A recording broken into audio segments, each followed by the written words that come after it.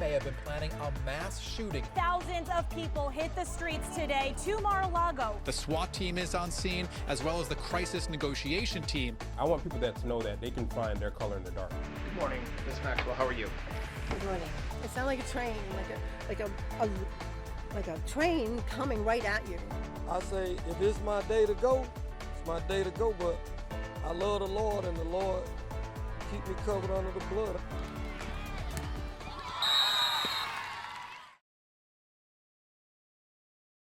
Just to give you an idea of how large this tree is that got knocked over, I'm about 5'8", and you can see just the roots itself are taller than I am. This death is indeed very suspicious.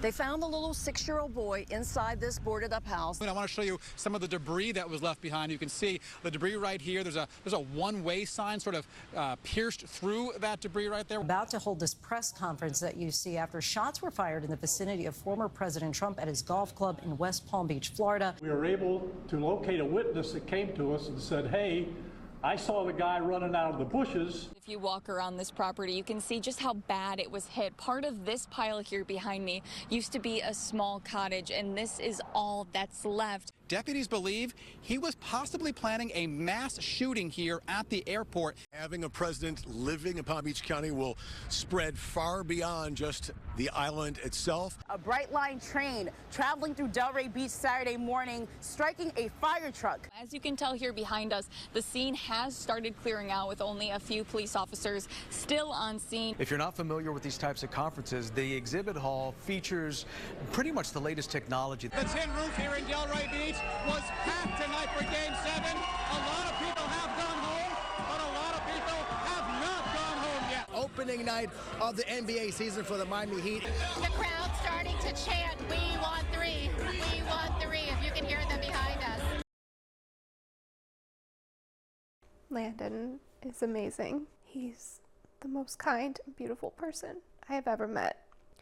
And he was my best friend. And Christina Coggin lost her best friend 7 months ago. In January, her son, Landon, was riding his bicycle leaving Woodlands Middle School in Lake Worth. He crashed into another bike, fell in the road, and was hit by a passing truck. Landon was only 13 years old. Landon was supposed to start high school yesterday, and he's not, and he didn't. But Christina has decided Landon's death can save others. I just don't ever want this to happen again to anyone else. No one should ever have to go through this. For months, she's been working with county and state leaders trying to improve safety around schools, widen sidewalks, add guardrails, control speeds, and she's not working alone. Classmates lost their friend, his parents lost their son, and I lost my best friend. About a month after the accident, Christina received a book. Nearly 200 of Landon's classmates wrote letters asking for more safety around schools. I am pleading with you to try and help us. Christina has given the letters to all the lawmakers she's working with.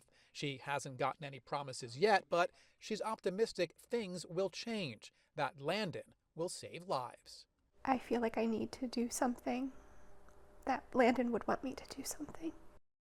Ready? Here we go. Come on. After 25 years, South Olive tennis coach Skip Jackson may soon be out of a job. It's pretty incredible. We have one of the top tennis communities in South Florida, if not in the country. His winning teams, as well as recreational players in West Palm Beach, are furious. We were blindsided.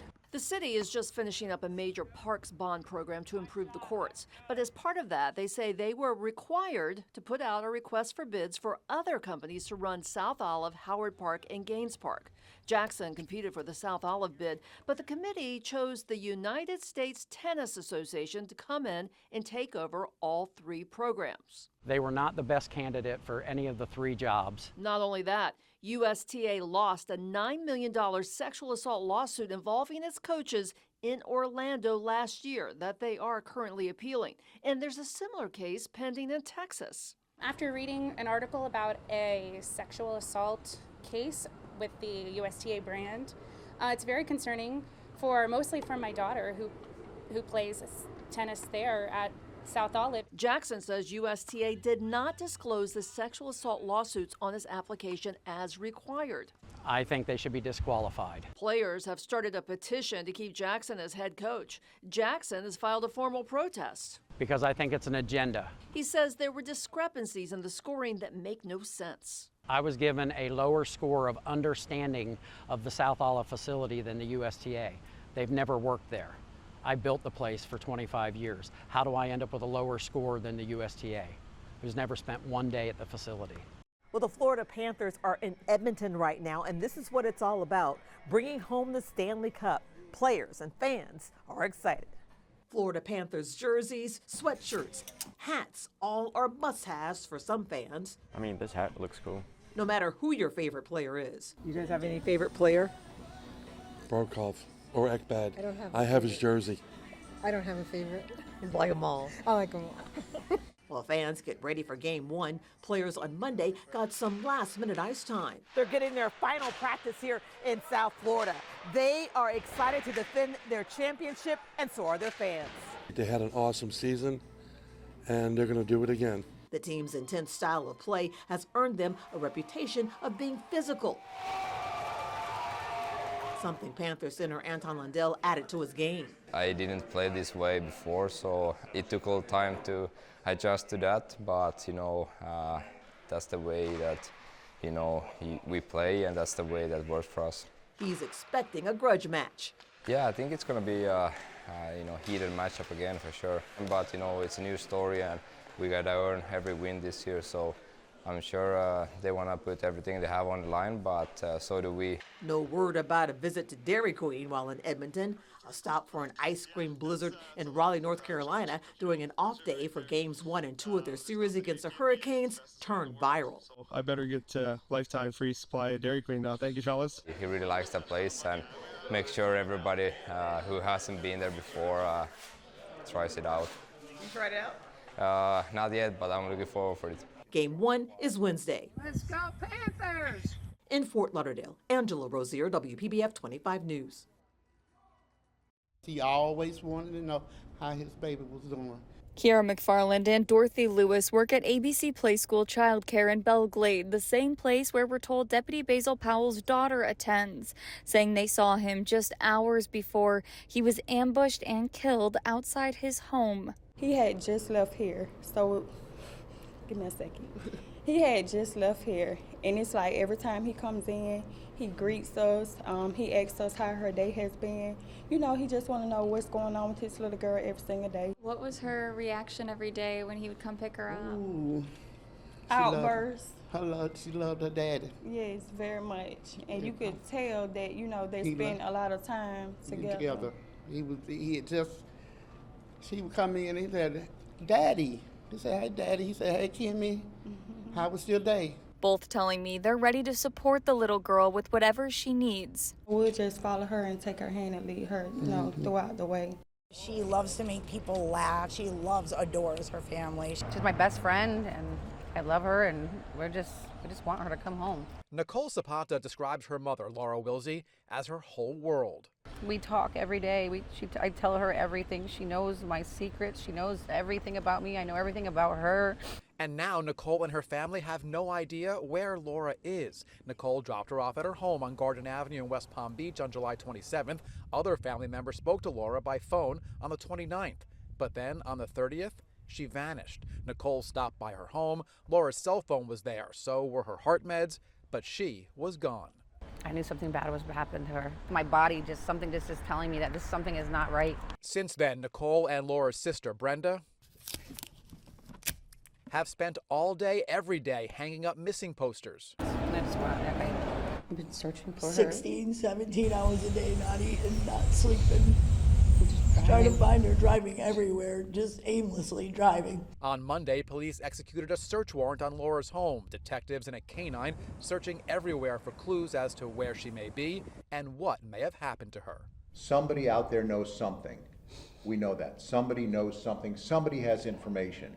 I've lost hope because she would never do this to us. My mom has never went missing. My mom she knows my number by heart. Like, my mom would never do this. Just find her. We want her alive. We want her safe. We just want closure. We want her. We gather as friends, as classmates, neighbors, and family. Heartbroken, but we're together. Together, a crowd of hundreds gathered at the intersection where 16-year-old Jade North and her grandmother, Dee Dee North, died over the weekend in a car crash. Both Mimi and Jade are so loved. They're so loved. As the sun sets, we light our candles to lift their memory high. Saturday afternoon, Dee Dee was driving through the intersection of Alexander Run and Randolph Siding Road in Jupiter Farms. According to the Palm Beach County Sheriff's Office crash report, Dee Dee ran a stop sign and collided with another car. Dee Dee and Jade both died at the scene. It just keeps coming. The waves of grief, it'll just keep coming. There's no words. There's no words. The North family says it's overwhelming the amount of support they've received from the community from this crowd. They also say they hope their pain brings change. They believe this intersection is unsafe, that the stop signs need to be more visible, and all drivers should have to stop. It's mandatory. It's crucial. It has to be a four-way stop. Juanita says it's too late for her, but she hopes her loss will save someone else's life. It's just so hard. And I'm never going to see her again. Summarized in dates and injuries is the medical history for Nia Williams, a 7-year-old girl with dreams of being a police officer one day. But in April, police say Nia died at the hospital from blunt force trauma to her abdomen. Her death was ruled a homicide, and her mother, Nakisha Williams, was arrested. We reported injuries. We reported verbal abuse. Rebecca Finley and Whitney Walker were given custody of Nia and her siblings in the years the Department of Children and Families removed them from their mother's care. Despite Nia being hospitalized for broken bones, burns, and a laceration to her head, Nakisha was able to get custody back of her children. We always warn them, like, please get the kids before something happens, but we never thought it to be true. We never thought she would really do it. And she really did.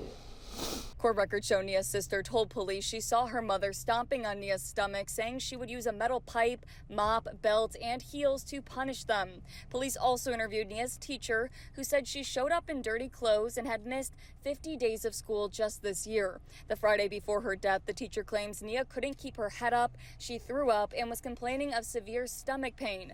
According to police, the school nurse said she couldn't examine Nia because her mother didn't sign a consent form. Nia died 3 days later.